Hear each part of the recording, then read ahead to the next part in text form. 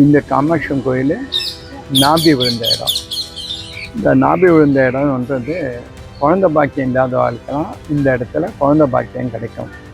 தசரதரோட குலதெய்வதன்றது காமாட்சி. இங்கே குழந்தை பாக்கியம் இல்லாத வாழ்க்கலாம் இந்த ஹோமம் பண்ண பஸ்மம் கேட்பா.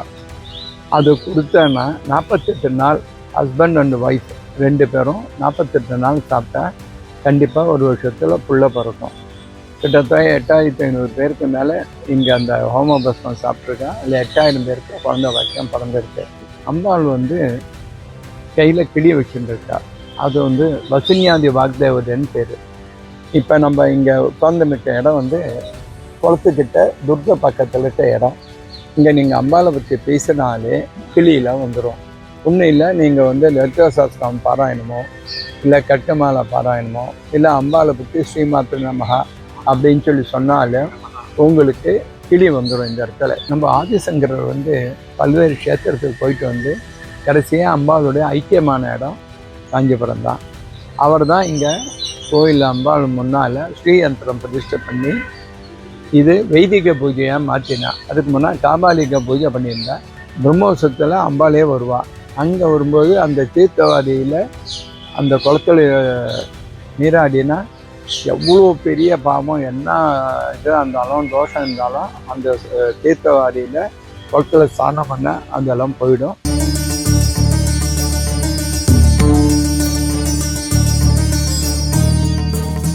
ஸ்ரீமாத்ரே நமஹ. நம்ம இப்போ 51 சக்தி பீட்டத்தில் 2 சக்தி பீட்டம் ரொம்ப ரொம்ப முக்கியமானது.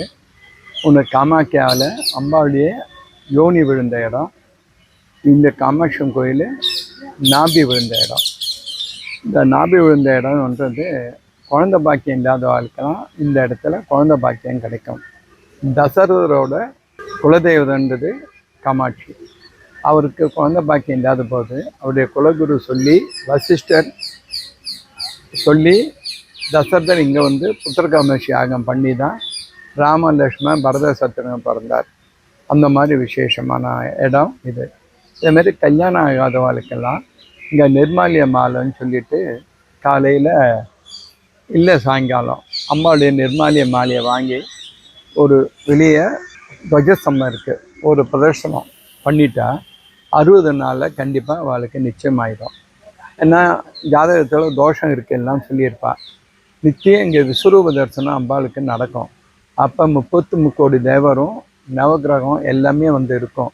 அப்போ அந்த அம்பாளோட டிவோட்டி அப்படின்னு சொல்லி வரவாள் பார்த்தவொடனே அந்த நவகிரக தோஷம் எது இருந்தாலும் சரி, பித்ரு சாபம் இருந்தாலும் அதெல்லாம் போயிட்டு அவளுக்கு அம்பாளுடைய நிர்மாண மாலையை போட்ட உடனே 60 நாளில் நிச்சயமாயிடும். அது ஆண் பெண் 2 பேருக்குமே உண்டு.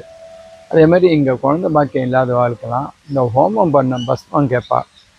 அது கொடுத்தேன்னா 48 நாள் ஹஸ்பண்ட் அண்ட் ஒய்ஃப் 2 பேரும் 48 நாள் சாப்பிட்டா கண்டிப்பாக ஒரு வருஷத்தில் புள்ள பிறக்கும். கிட்டத்தட்ட 8500 பேருக்கு மேலே இங்கே அந்த ஹோம பஸ்மம் சாப்பிட்ருக்கா. இல்லை 8000 பேருக்கு குழந்தை பாக்கியம் பிறந்திருக்கு. 2வது அம்பாள் கையில் கிளி வச்சுருக்கா. அது வசுனியாதி வாக்தேவதைன்னு பேர். அந்த வசுனியாதி வாக்தேவதை தான் கிளி சொரூபமாக அம்பாளுக்கு நித்திய லலிதா சஹஸ்ரநாமம் சொல்லிட்டு இருக்கா.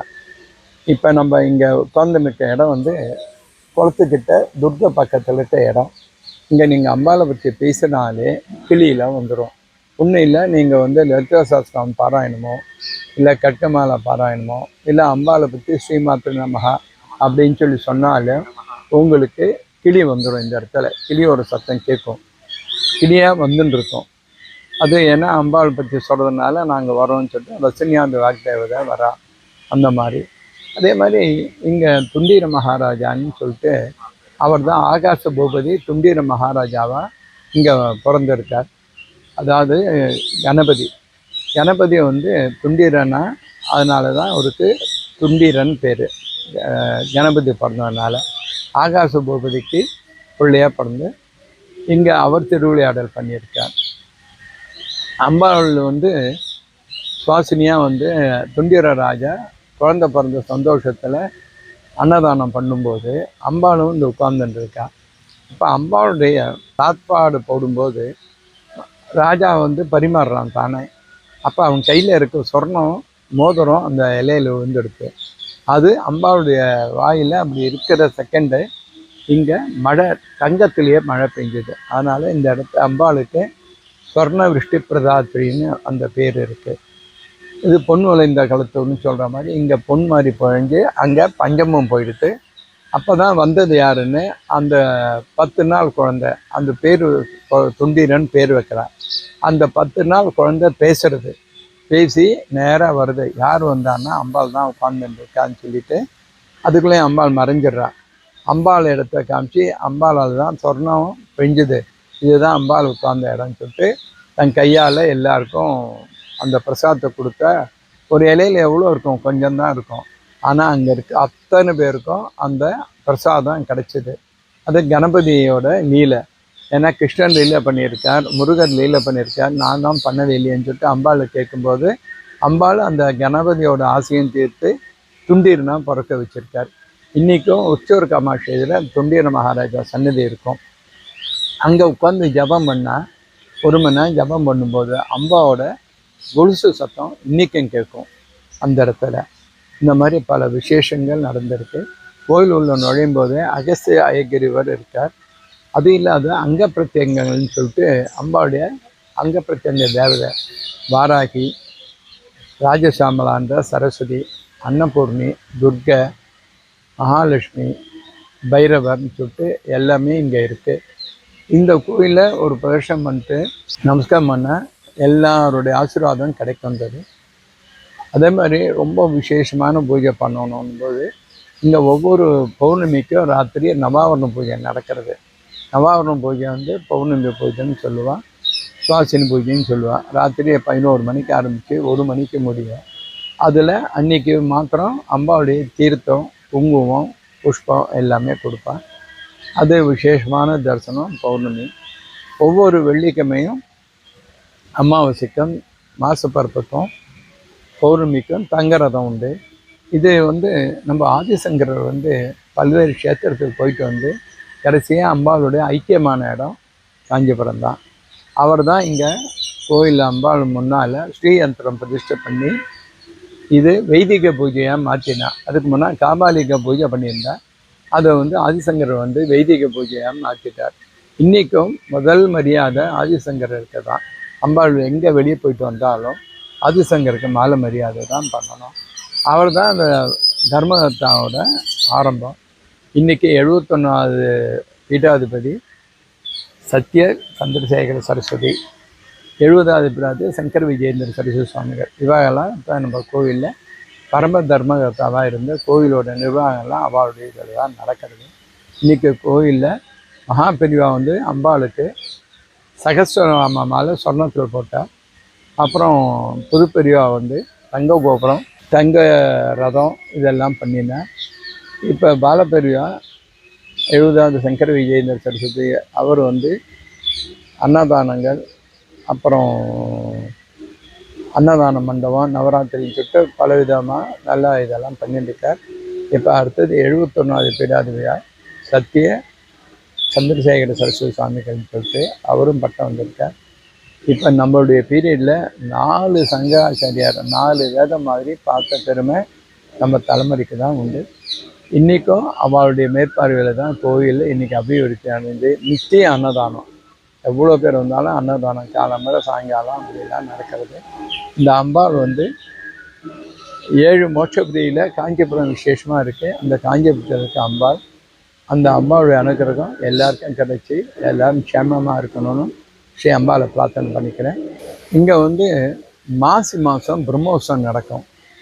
அது பங்குனி உத்திரம் சொல்லிட்டு ஏகாம்பரேஸ்வரர் கோயிலில் அங்கே நடக்கும்போது இங்கேருந்து அம்பாள் வந்து கல்யாணத்துக்கு கூட தோழியாக போவாள்.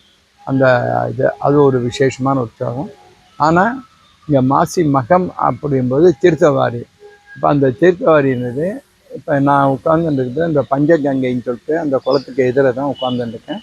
இந்த பஞ்சகங்கையில் அம்பாளுடைய அபிஷேக தீர்த்தம்லாம் விழுது.